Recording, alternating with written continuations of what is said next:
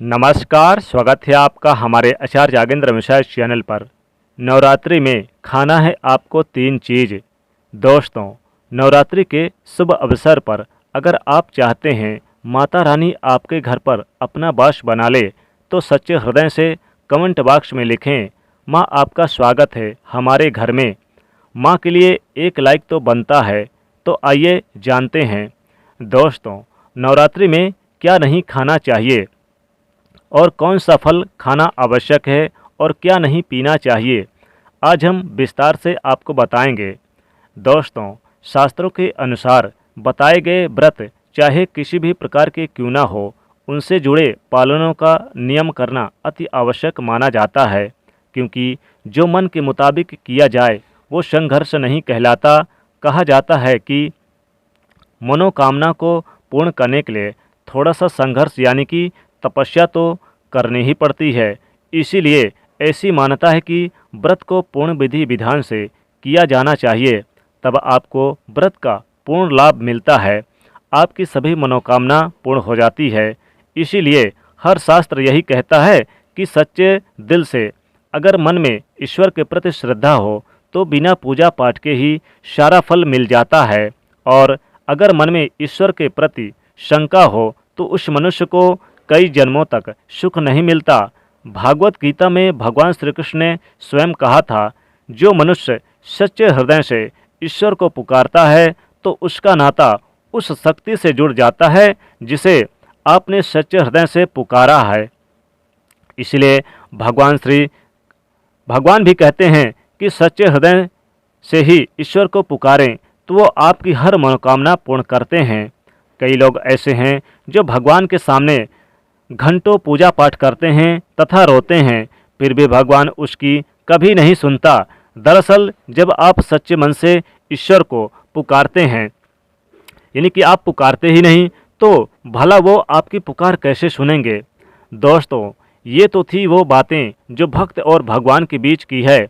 अब हम जानते हैं नवरात्रि के दौरान क्या नहीं खाना चाहिए और क्या नहीं पीना चाहिए, और कौन सा फल खाने से व्रत संपूर्ण और सफल हो जाता है। दोस्तों, हमारे चैनल को सब्सक्राइब जरूर करें और इस बेल आइकन को दबाना ना भूलें। तो आइए शुरू करते हैं। दोस्तों, नवरात्रि के दिन सेव जरूर खाना चाहिए। शास्त्रों में बताया जाता है कि भगवान के भोग में सेव आदि जरूर अर्पित किया जाता है। अगर आपका व्रत है तो आपको सेव जरूर खाना चाहिए। केला, पपीता, तरबूजा तथा मीठे अंगूर जरूर खाना चाहिए। इन फलों से व्रतधारी को शक्ति मिलती है और व्रत संपूर्ण हो जाता है।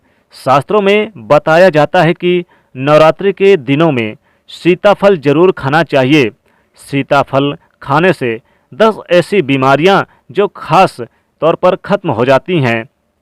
माना जाता है कि नवरात्रि के दिनों में सीताफल का घर में प्रवेश होना बड़ा ही शुभ माना गया है। सीताफल खाने से नवरात्रि का व्रत सफल हो जाता है, क्योंकि इसमें माता सीता का आशीर्वाद मिला हुआ होता है।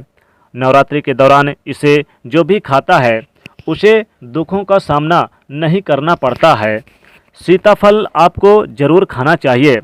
दोस्तों, नवरात्रि में व्रतधारियों को डब्बाबंद लस्सी, डब्बाबंद जूस नहीं पीना चाहिए। उसमें केमिकल मिले होते हैं जिसके कारण आपका व्रत टूट सकता है। जब भी आप फलों का जूस पिए तो साथ ही साथ जूस में बर्फ भी नहीं डालना चाहिए और उसमें नमक ना डालें। नमक डालकर पीते हैं तो व्रत टूट जाता है।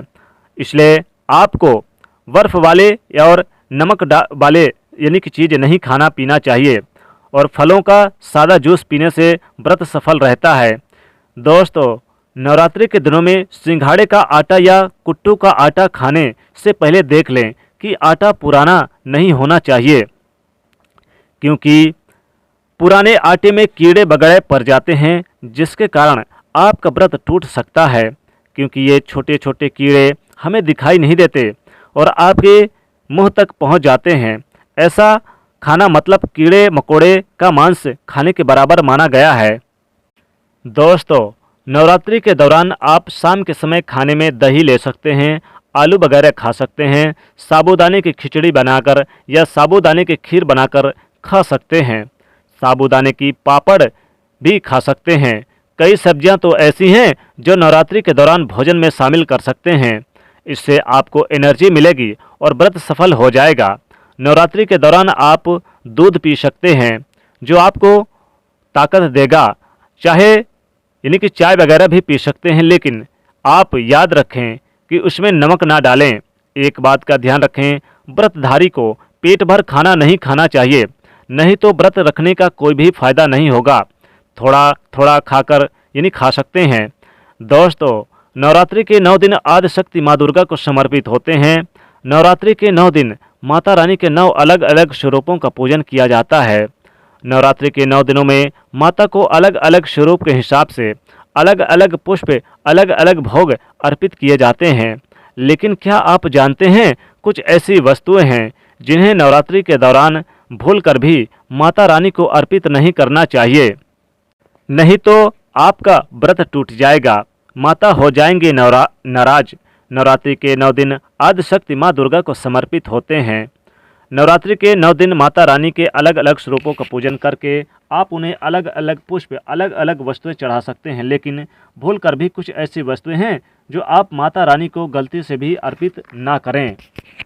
आपको आपके व्रत का जो फल है वो नहीं मिलेगा, पुण्य लाभ खत्म हो जाएगा। इसलिए माता रानी की कृपा प्राप्त करने के लिए आपको ये जानना जरूरी है और अति आवश्यक है कि वो कौन सी चीज़ें हैं जो माता रानी को आपको भूलकर भी नहीं यानी इस्तेमाल करना चाहिए। तो आइए जान लेते हैं और माँ का जयकारा लगाते हुए कमेंट में ज़रूर लिखें और वीडियो को शुरू करते हैं। दोस्तों, नंबर 1, नवरात्रि के दौरान शादीशुदा महिलाओं को सफ़ेद कपड़े पहनकर पूजा पाठ नहीं करना चाहिए। साथ ही साथ काले कपड़े नहीं पहनना चाहिए, इससे पूजा व्रत आदि खंडित हो जाता है।